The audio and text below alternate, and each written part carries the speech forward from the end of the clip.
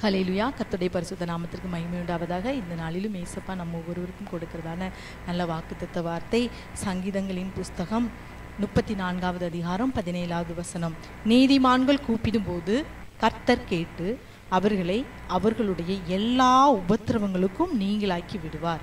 ஆமே. நீதிமான்கள் கூப்பிடும்போது கர்த்தர் என்ன செய்வாராம்? கேட்பாராம். கேட்டு அவர்களுடைய எல்லா உபத்திரவங்களுக்கும் நீங்களாக்கி விடுவார். இன்றைக்கு நீங்கள் ஒருவேளை உபத்திரவத்தின் மத்தியில் மனுஷர்களால் உங்கள் கூட இருக்கிறவர்களால் எல்லா ஜனங்களாலும் உபத்திரவத்தில் நீங்கள் இருக்கீங்களா?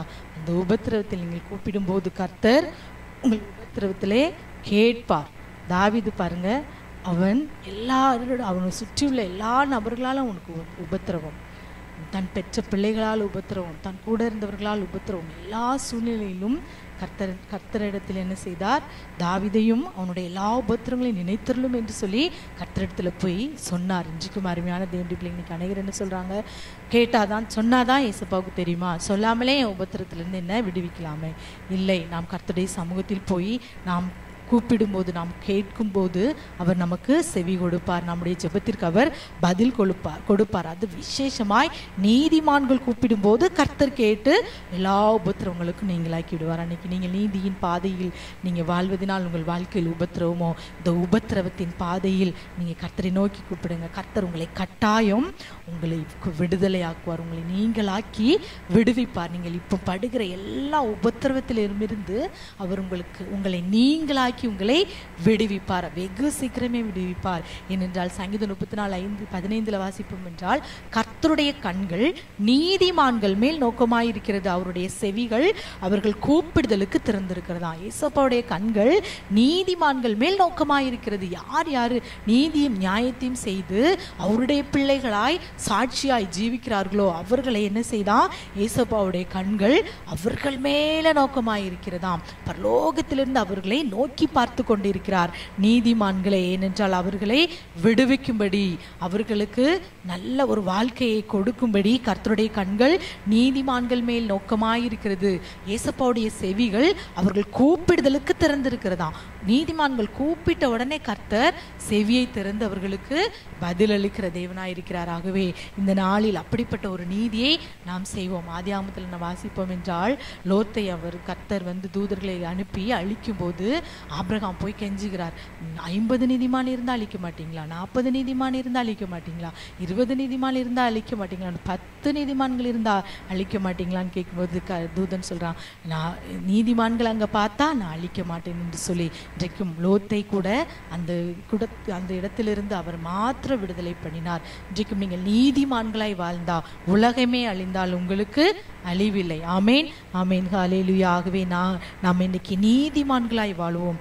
நீதிமான்கள் துளிரை போல தலைப்பார்கள் என்று வேதத்தில் பார்க்கிறோம். நீதிமொழிகள் 11:28 தன் ஐஸ்வர்யத்தை நம்புகிறவன் விழுவான், நீதிமான்களோ துளிரை போல தலைப்பார்கள். நீதிமொழிகள் 12:28 நீதியின் பாதையில் ஜீவன் உண்டு, அந்த பாதையில் மரணமே இல்லை.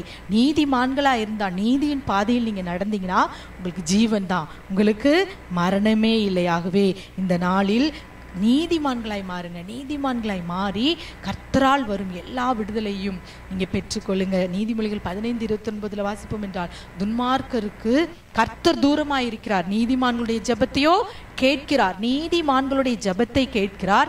நீதிமான்கள் கூப்பிடும்போது செவி கொடுக்கிறார். நீதிமான்கள் மேல் நோக்கமாய் இருக்கிறார். நீதிமான்களுடைய எல்லா உபத்திரவத்திற்கும் நீங்களாக்கி விடுகிறார். சங்கீதம் 37:39 நீதிமான்களுடைய ரட்சிப்பு கர்த்தரால் வரும், இக்கட்டு காலத்திலே அவரே அவர்கள் அடைக்கலாம். நீதிமான்களுடைய ரட்சிப்பு யாரால வரும்? மனுஷரால் அல்ல. நீங்க யாரையோ நம்பி இருக்கலாம், அவங்களால அல்ல. உங்களுக்கு ரட்சிப்பு உங்கள் வாழ்க்கையில் நீங்க இப்போ சென்று கொண்டிருக்கிறதான பிரச்சனைகளிலிருந்து ஒரு விடுதலை யாரால வரும்னா கர்த்தரால் தான் வரும். நீங்க இன்னைக்கு ஏதோ காரியத்துல வெளியே வர முடியாதபடி சிக்கி தவித்து கொண்டிருக்கீங்கல்ல, அதிலிருந்து ரட்சிப்பும் மீட்பும் யாராலே வரும்? மனுஷனால் அல்ல. கர்த்தரால் இன்றைக்கு வரும். நீதிமான்களாக இருந்தால் உங்களுடைய ரட்சிப்பு கர்த்தரால் கட்டாயம் வரும். இக்கட்டு காலத்தில் அவரே அவர்கள் அடைக்கலாம்.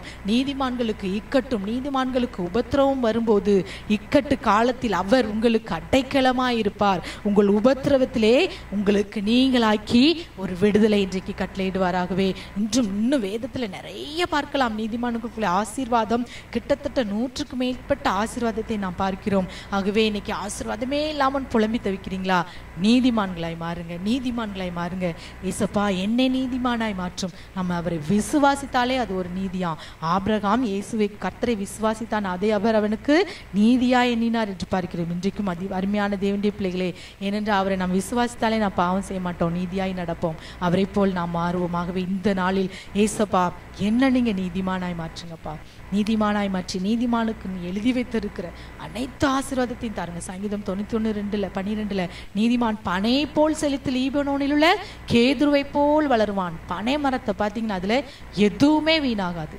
அதுல எந்த ஒரு பார்ட்டும் நீங்க வீணாகவே ஆகாது. எல்லாமே தூர்ல இருந்து மேலே வர எல்லாமே பிரயோஜனமானது. அதே போலதான் நீதிமான் பனை போல செழித்து வளருவான், லீபனோனில் உள்ள கேதுருவை போல வளருவானமாகவே இந்த நாளில் ஏசப்பா நீதிமானுக்குரிய எல்லா ஆசீர்வாதத்தையும் எனக்கு தரும்படி, நீதிமானுடைய ரட்சிப்பு கர்த்தரால் வரும் என்று சொல்லி பார்க்கிறீங்கப்பா.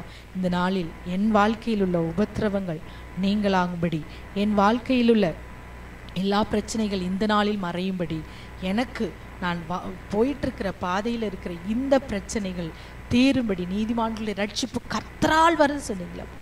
நான் இந்த சூழ்நிலையில் இன்னைக்கு அகப்பட்டு இருக்கிறேன். நீங்கள் எந்த சூழ்நிலையில் அகப்பட்டிருக்கீங்களோ அது இன்னைக்கு நீங்கள் சொல்லி, நான் இந்த பிரச்சனையில் நான் அகப்பட்டிருக்கிறேன்ப்பா, நீதிமான்களுடைய ரட்சிப்பு கர்த்தரால் வரும்னு சொன்னீங்களே, இக்கட்டில் அவரே அவர்கள் அடைக்கலம் என்று சொன்னீங்களேப்பா, நான் நீதிமானாய் வாழும்படி அந்த ரட்சிப்பு உம்மால் வரும்படி இந்த நாளில் கிருபை செய்யுங்க என்று சொல்லி கண்களை மூடி ஜெபிப்போமா.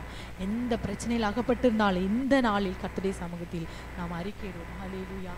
அப்பா உம்மை ஸ்தோத்திரிக்கிறோம். இந்த நாளில் என்னோடு கூட சேர்ந்து ஜெபிக்கிற ஒவ்வொரு பிள்ளைகளுடைய வாழ்க்கையிலும் இருக்கிற எல்லா உபத்திரவங்கள் நீங்களாகட்டும் தகப்பனே. அப்பா அவர்கள் எந்த பிரச்சனையில் சிக்கி தவிர்க்கிறார்களோ அதற்கு ரட்சிப்பு உம்மால் வரட்டும். இக்கட்டு நாளில் இப்படிப்பட்டதான இக்கட்டான சூழ்நிலையில் நீரே அவர்கள் அடைக்கலமாயிருங்க தகப்பனே. அதற்கு அப்பா ஒவ்வொரு பிள்ளைகளையும் நீதிமானாய் மாற்றும். நீதிமானுக்குரிய எல்லா ஆசீர்வாதத்தையும் கொடுத்து பிள்ளைகளை ஆசீர்வதியும் பலப்படுத்தும். நிறைய காரியங்களை செய்யும். சகல துதி கன மகிமை உமக்கே செலுத்துகிறோம். இயேசுவின் நாமத்தில் ஜெபிக்கிறோம் நல்ல பிதாவே. ஆமென்.